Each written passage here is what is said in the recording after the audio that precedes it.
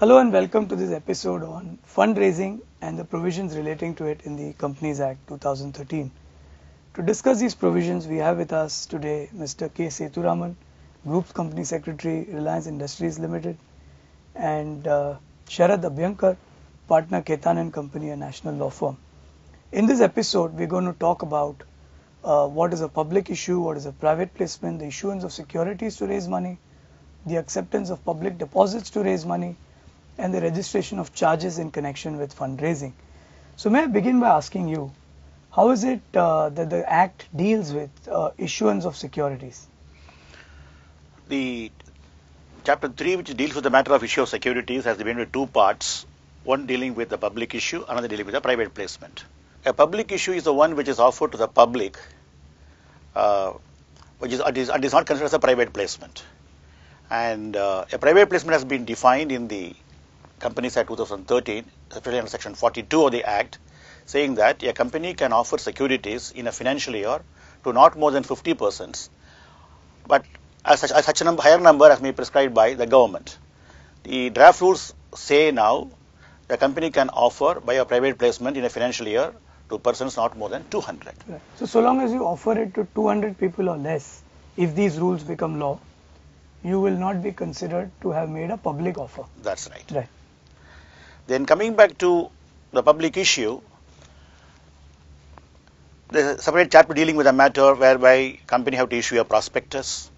The public issue includes even offer for sale also. Offer for sale can be, an unlisted company can make an offer for sale by the major shareholders. That will be a public issue.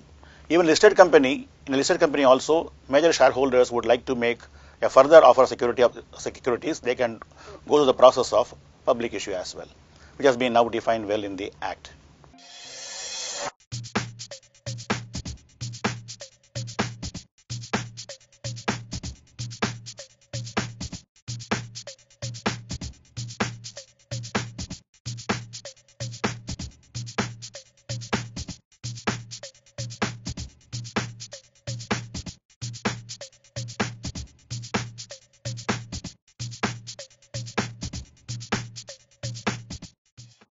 So Sharad, do you want to come in and talk a bit about prospectus and what happens in a prospectus? What does the Act say about what a prospectus should do? And when what you said in the prospectus turns out to be inaccurate. We've talked in another episode about criminal liability, which you were a part of. Right. So if you could focus on the civil implications of misstatement in a prospectus as well, while you Sure. deal with the prospectus. When you are really issuing any securities, whether it be shares, that is equity shares, preference shares, or even shares with differential voting rights, a company while making any public offer is required to make an offer document. Now, the definition of prospectus is wide enough to include any notice, any advertisement, any pamphlet, anything whereby a company invites members of the public to subscribe is construed to be a prospectus. And once it is construed as a prospectus, then obviously, unlike 1956 Act, there is no schedule of contents really included in the 2013 Act, but the chapter, part 1 of chapter 3 itself identifies several things that must be included in the prospectus. Right. So rather than a schedule, the section itself deals with what should be contained in the prospectus. Right. And as compared to the previous law, now there is one major change, that is the definition of promoter. Mhm. The SEBI ICDR regulations already define a promoter in a particular way. The Companies Act 2013 goes a little way beyond that definition, so the promoter concept is much wider as compared to the existing ICDR regulations, which is also to make sure that any misstatement, any wrong, erroneous impression that may be created, that may induce third parties to invest in shares, persons can be identified who can be penalized for such a misstatement. So wider range of people would So become wider liable. range of people will be identified as promoter, which is a good thing, because it's much more subjective. So to one extent it is a challenge, but at the same time it includes much wider range of persons who should be and who can be identified as promoters. Apart from that, there are a list of things that must be included, and some of the new things are that if the projects are going to take a longer gestation period, then what is that gestation period now needs to be clearly identified.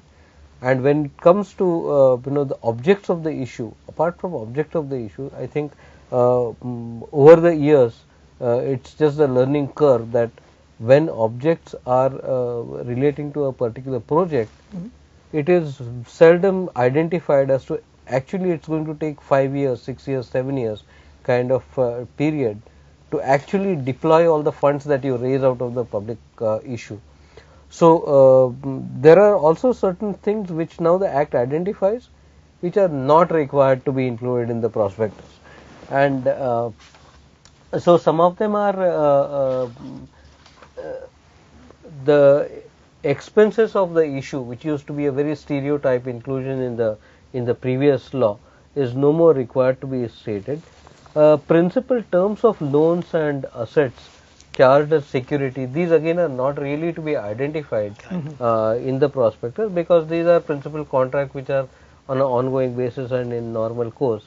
Details of material contracts, again it doesn't need to go into as much details as we used to do in the past. Is that if there are any auditor qualifications pertaining to the accounts for in last 5 years, they need to be highlighted. If there are related party transactions in last 5 years, those also need to be highlighted in the prospectus. So these are some of the new things which have emerged from the 2013 Act.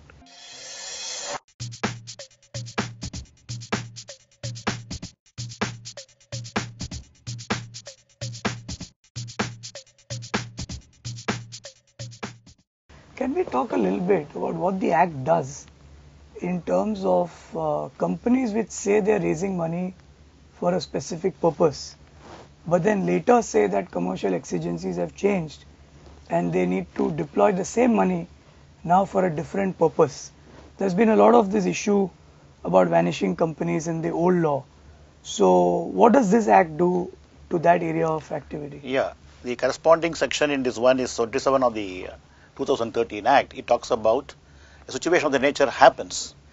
The company has to secure the shareholders' approval by passing a special resolution as against ordinary resolution under the 56 Act. Besides that, the company has to give a wide publicity of the various variations what is being proposed to be done in the newspapers, and shareholders' approval should be taken by conducting a postal ballot as per the draft rules. Should it be a special resolution or a special resolution, and the consent will be taken by the shareholders through a postal ballot route, not by convening a meeting as such. Again, those who are not consenting to this particular variation, they should be given an exiting opportunity, and they will be given the price of the shares as per SEBI formula by the promoters and controlling shareholders. That is another important aspect one has to notice. Right, which may also trigger an open offer obligation, the takeover regulation. It could. It could, but I think the proposition that although it looks very onerous on promoters, because having passed a special resolution, having got the consent of substantial part of shareholders, to compel promoters or controlling shareholders to acquire the stake of all dissenting shareholders, right, and definitely at a SEBI determined price, will be a deterrent right, to a recurrent change of objects, right. So because in a way it is bringing some discipline to. Right. So it's more a disincentive than a license condition. Absolutely. To change your Yeah. contents.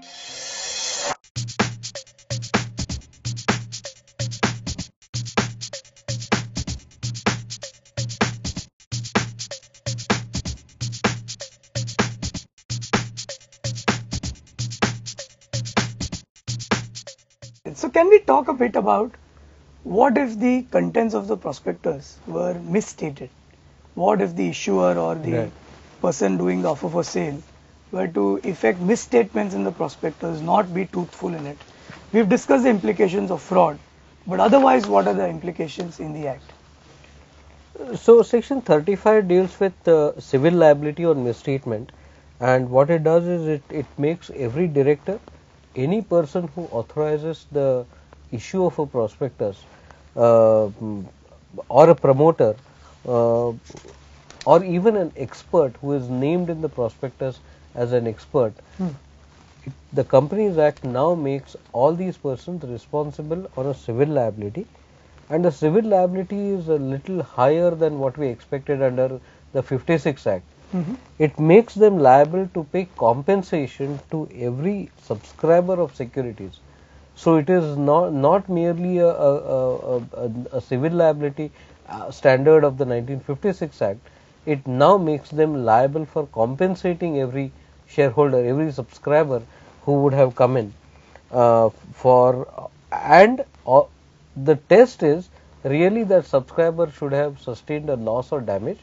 So there is a little bit of a check and balance. So it's not necessarily every subscriber who should take the benefit. Unless there is a loss sustained, the liability will not arise.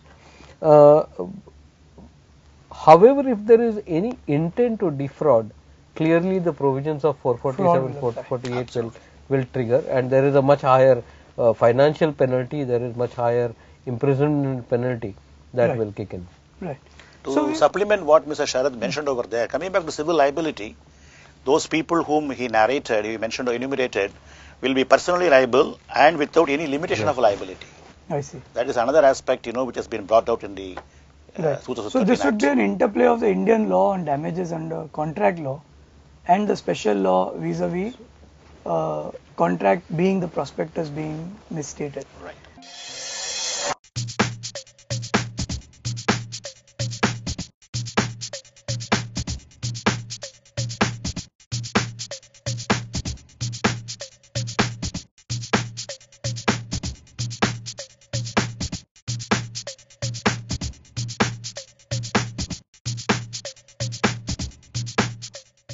Can we now move on to the debenture side of the provisions? And could you give us an overview as to what are the provisions on debentures, what can be done, cannot be done? Debentures, if they are issued as secured debentures, the company has to have the securities created. And it can be by way of mortgage or hypothecation of assets. And you have to have a value equivalent to the debentures what you are raising as resources over there. Apart from that, the company has to create a reserve to redeem the debentures to the extent not less than 50% of the value of debentures before the redemption starts. Apart from the creation of debenture reserve, the company has also to put in liquid assets every year on respect of debentures which is getting redeemed during the year and the year following by a specific percentage. Redemption reserve. Redemption reserve. Not only creating a reserve, but also deploying the funds by earmarking in liquid securities. Okay. That is another requirement which has been brought out in the Act. Further, a company which has issued debentures to more than 500 persons has to have necessarily a debenture trustee. Okay. Then coming back to redemption period, if no debentures issued by the company can be redeemed beyond 10 years. Okay. In the case of... So, it's a maximum tenure of a debenture. An exception has been carved out in respect of companies which are infrastructure companies, where if infrastructure company issues debentures, it can redeem debentures beyond 10 years up to a period of 30 years time as such. An exception has been given. That is another thing. Akin to if a infrastructure company issues preference shares, they need not have to redeem within 20 years time, they can redeem beyond 20 years time. Otherwise, a section dealing with the preference shares issue talks about a redemption period of maximum 20 years time. Right. Beyond 20 years, infrastructure company can redeem the debentures, like here also by the rules, up to 30 years time. So debenture cap 10 years, preference share cap 20 years. Yes. So is there any insight as to why this cap on debentures is necessitated? Yes, debenture is actually in the terms of liquidation, you're supposed to get prior to the preference shareholders.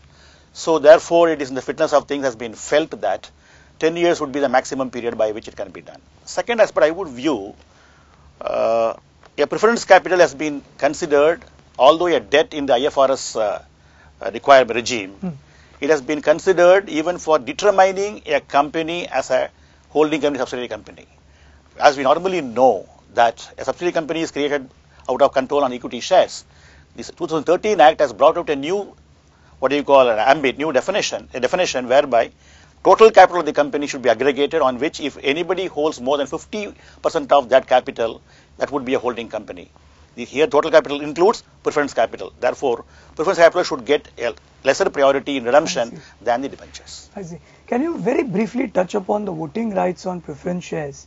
In what circumstances and what manner in which it would arise and fall away? Yeah, presently, the voting rights actually is conferred on the preference shareholders in the event of not getting under the 56 Act. 56 Act dividend by dividend not being paid, and they are divided into 2 years in the case of non-cumulative cumulative preference shares and 3 years for non-cumulative preference shares. The new Act has brought out uniformly if a company fails to declare dividend for 2 consecutive years, both on cumulative and non-cumulative preference shares, they will get the voting rights and they will have the right to vote in the shareholders meeting. So in proportion to the face value. Face the value. Face value of preference is to paid up value, I would say. Right, paid up value. Paid up value of preference capital yes. is to paid up capital of equity capital. Will be the ratio in which the voting pool of 100% will be divided. That's right. Okay.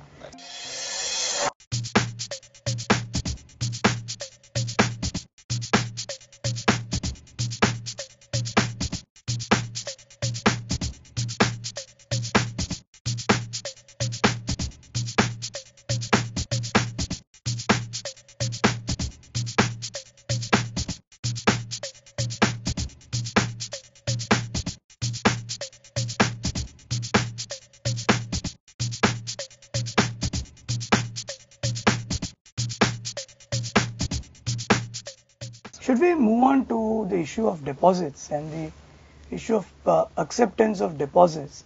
And may I request you to first explain what is a deposit and then go into both of you in terms of what is the law on acceptance of deposits from the public, what are the issues to be borne in mind, and what is the compliance requirement in that regard? A deposit is any money received by a company in the character of a loan is a deposit. So really any borrowing technically will fall into the omnibus basket of a deposit. Right. Having said that, the current regime, the 1956 Act, very clearly identified that a private company could actually raise deposits from its members, directors or their relatives. Right. Whereas in the current, the 2013 Act makes a clear departure and says a private company cannot accept deposits. A public company in normal course can accept deposits from its shareholders. So again, there is no bar to for a public company generically to raise deposits from its shareholders. But when you want to go public, there are two criteria that you'll have to satisfy. One is you need a clear shareholders' consent by means of a special resolution that the company can raise borrowed funds by means of deposits, and there is a formal process whereby you will, like an offering document, there is a circular with identified disclosures. Here again the rules when they come in will identify the types of companies which can actually raise deposits from public. So apart from, not that every public company will be by itself entitled to raise deposits from public just seeking the shareholders' approval, but it will have to be a category of a company which is permitted by the rules to raise. And that categorization would be in terms of scale and size of the company, or which may rules are yet to be prescribed by the government for the particular purpose. While rules have been framed for most of the chapters, they are yet to declare the draft rules because they are in consultation with probably Reserve Bank of India and then give the results. So what happens if that public advertisement or that public statement about deposit contains a misstatement akin to a misstatement in a prospectus? Does the Act get into it, or is it silent, or what's There are two types of penal provisions. I would just say that if the company having accepted deposit either from the shareholders or from the public is not able to redeem the deposits on due date time, the company is responsible for a civil penalty of rupees 10 crores. Okay. Apart from that, the officers who are in default are also liable for a fiscal penalty of 2 crores besides 7 years imprisonment. So the civil penalty will be under the adjudication procedure under Chapter 29. Right. And one of the novel And if the features, misstatement in the yeah. act, that would be akin to making a false statement, or could then the provisions of fraud, etc., Fraud, will have to be 447, applied. 447 So the will be intention applied. to deceive, etc., would need to be Very true. dealt with. Okay. Sure. And deposits for the first time in company law have been now categorized, and it's really for a company to decide whether they want to offer a secured deposit or an unsecured deposit. What we traditionally always believed, that a deposit is an unsecured debt. 2013 Act makes a clear departure to say that yes, you can offer even a secured deposit. There are certain obligations that, based on the rules as may be prescribed, there will be deposit insurance that may have to be taken by the companies. Similar to, again, as Mr. Sethuraman said about debenture redemption reserve, there is a liquidity reserve that needs to be kept aside by any company which is raising deposits, to the extent of 15% of the redemptions during the year and immediately the year following the fiscal year. So for 2 years, repayments of deposits which are from the public, the company needs to maintain a liquid asset readily available for redemption, and it cannot be used for any other purpose. Right. Another noteworthy feature in the 2013 Act regarding deposit is a new provision mentioned in the Act. If a company has already accepted deposits from the shareholders or from the public, within 3 months from the commencement of the Act, the company has to file a return with the Registrar of Companies, setting out what is the deposits payable by the company on the date when the section comes into force. These are deposits already accepted by companies. By the companies. Before this new law came into effect. Yes, Right. because the new law talks about the procedure by which a company can accept deposit either from the shareholders or from the public. As Mr. Sharad mentioned over here, they have to take secure shareholders' approval. The existing deposits are not accepted by getting shareholders' approval. Therefore, in the fitness of things, the Act provides that deposit outstanding as on the commencement of the Act has to be repaid, for which the first stage is that the company has to file a return with the registrar within 3 months from the commencement of the Act. Right. Then we come to the repayment schedule. The Act clearly makes it clear that within the company has to refund the money within 1 year from the commencement of the Act, or if the existing tenure is preceding 1 year, whichever is earlier, the deposit has to be repaid. In other words, all existing deposits accepted by the company would be redeemed not later than 1 year from the commencement of the Act.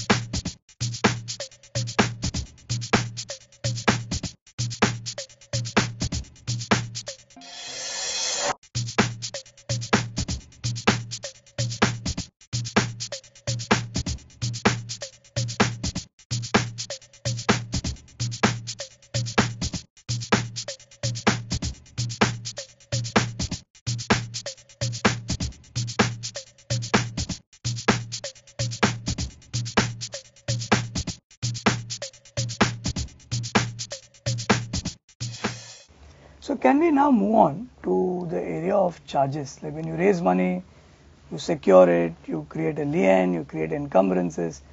What does the Act do in terms of charges? Can you summarize the highlights and then get into the detail? The definition of charge means interest on lien on securities of the company, assets of the company.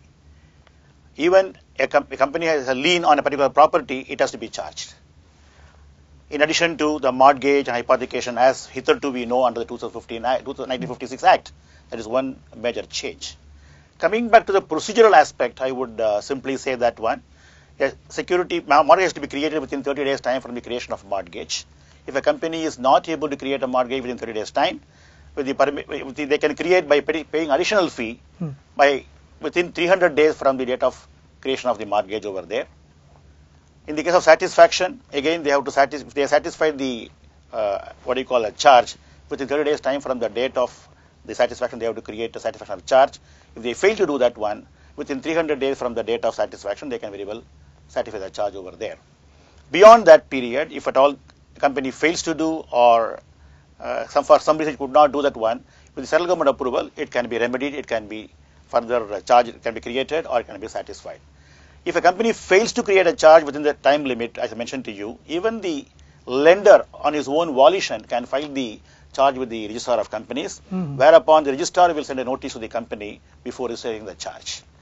In addition to that one, the charge register is open for inspection of the members of the company. Hitherto, under the 1956 Act, only the charge register can be open for inspection. This 2013 Act has brought out clearly that a member is entitled to inspect not only the register of charges, he can as well inspect the instrument creating the charge as well. These are the various changes in this one. Otherwise, there are not much changes in the provisions on the 2013 Act compared to the 1956 Act. Right. Sharad, you have something to add to the provisions relating to charges and registration? So, one aspect that Mr. Sethuraman mentioned about the changed definition of charge. There are transactions where lien, that is pure custody of title documents, is offered as a security for repayment of the loans. Prior, under the 1956 Act, the definition of charge was did not include lien. Right. And to that extent, under the new law, even a custody of title documents which creates a security for repayment of loans, that will have to be registered as a charge by following the due process. Right. Failing which it would be Failing perfect which security, it would, and that's right. therefore a court will need not enforce it. Yes, it will remain void as against the lender. Right. Another aspect which has been brought out in this charge matter is through the draft rules, which is quite common for persons who are availing loan for buying vehicles. If the lender feels or he consents that hypothesis cannot be created on the vehicles purchased by the company, there is no need to create a charge. Right.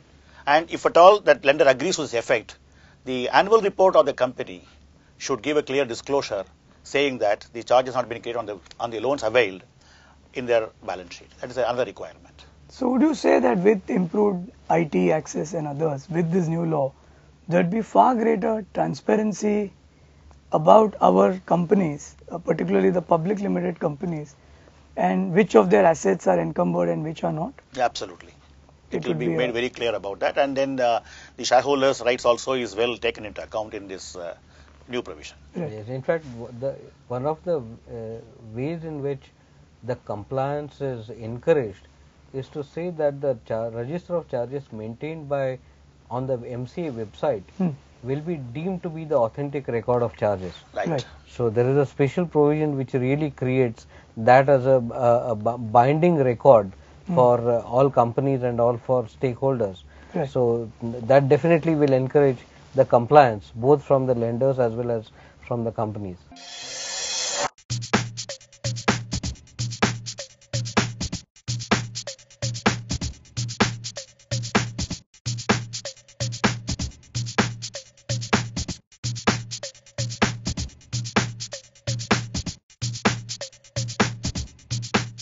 So from lending and borrowing and paying interest on it, if you could move back to securities and shares for a moment in the aspect of the returns on those investments, could you give us an overview of what is the law on dividend? When is dividend payable? What becomes a dividendable profit, if you could use that phrase, and any changes in these areas in the new Act? Not much of a change in respect of dividend, except some procedures have been prescribed. As per the present Act, 1956 Act, dividend can be declared, as you know very well, only against company's profit. Right. Company has to provide depreciation and also set off all the past losses, if any. Thereafter, if reserves are available, free reserves are available, then only dividend can be declared. And under the 1956 Act, there is a requirement that if a company declares dividend beyond 10% on equity share capital, they have to transfer necessarily to the reserve account of a particular prescribed percentage, varying between 2.5% to 10%. Such a requirement is not provided in the 2013 Act. It is totally left to the company whether to transfer to the reserve account or not. This is one major change General between Reserve. to General Reserve Right. to this account. This is one change in the 2013 Act. Second one, if a company is to declare dividend the current year, there is no profit available or inadequacy of profit, it can declare dividend by withdrawing from the past year's reserves. In that event, they have to comply with certain requirements which has been set out in the draft rules. They are by and large same with the existing rules what is in vogue at the moment. As you know very well, the definition dividend includes interim dividend. Hmm. A separate provision has been brought in 2013 Act. If a company intends to declare interim dividend, the board may as well declare interim dividend. Again, they can declare dividend out of past year's profit out of current year's profit. On the contrary, if the company in the current year has got incurred losses, in the preceding two quarters before the declaration of dividend proposed by the board of directors, the company has incurred losses, then the dividend cap has been prescribed. Board of directors cannot declare dividend, interim dividend. It may be even out of past year's profit or reserves over past year's profit. Then the dividend cap is not more than the last 3 years dividend rate, only can be the maximum under which it can be done.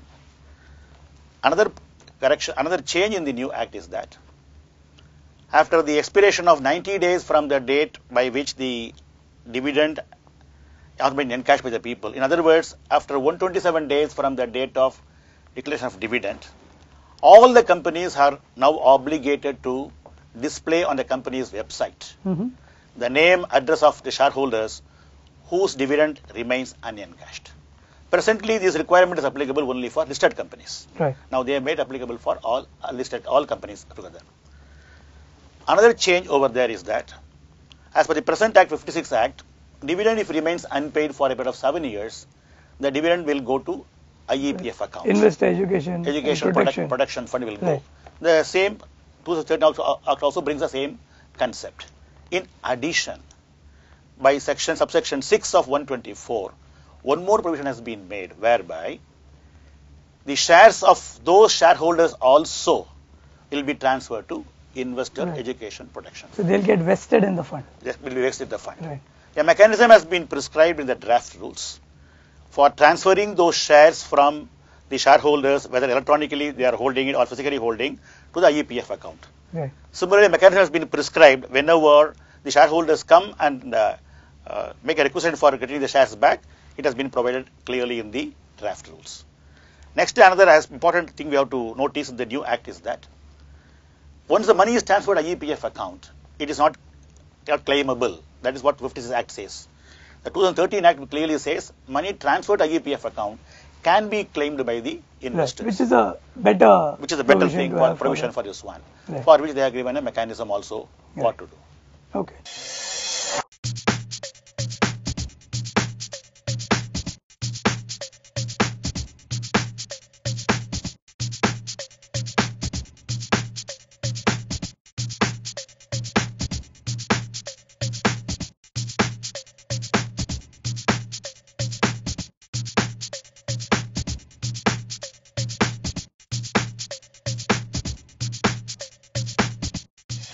So, may I, before we wind up, invite you to summarize your own perspectives about this very important area of the Act, i.e. fundraising. Has it made life easier? Has it made life simpler? Has it made life more complex? If you could just give us a very broad overview on these 4 chapters that we discussed today. My view is very simple. I think investors have to be clearly given a full disclosure of the company's objectives, company's status, and various things over there. Based on that, they take an informed decision in either subscribing to the shares or debentures or put the money in fixed deposits, whether as secured or unsecured. Should be well protected. If companies misstate some information in their documents for all this money mobilization media, and they are found something untrue or otherwise, penal provisions have been made very, very stringent. It is again a direction towards the investor's interest. Sharath, would you? One of the changes which is very interesting and noteworthy is lots of exemptions which were hitherto applicable as private companies have clearly been taken away. One of the essential protections that a private company as a structure had was to offer shares to not only its own shareholders but also to select group of people who are not holding shares.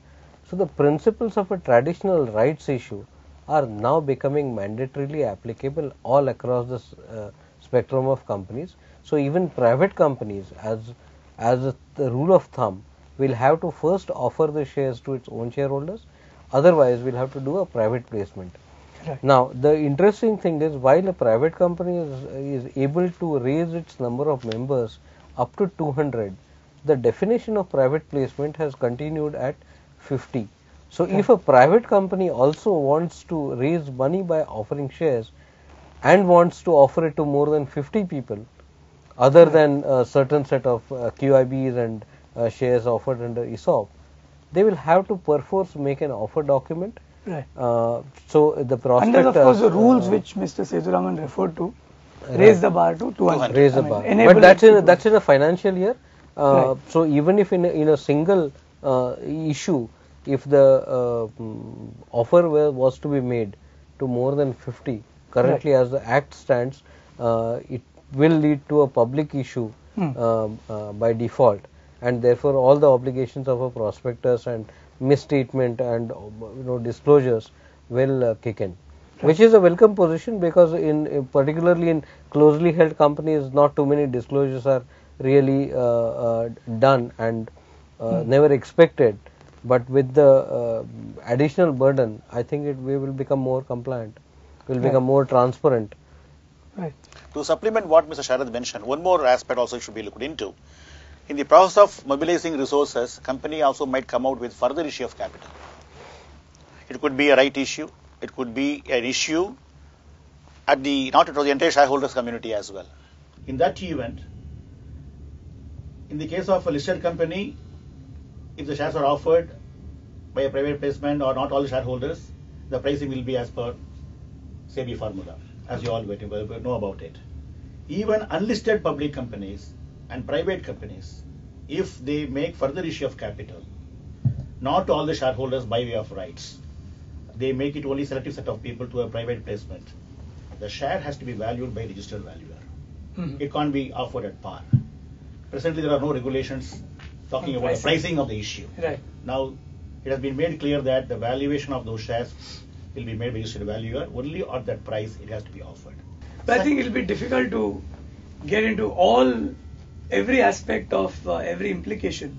For purposes of this episode, we tried to cover a very high level but as intense as possible overview of these chapters. And I think that's all we have time for at this stage.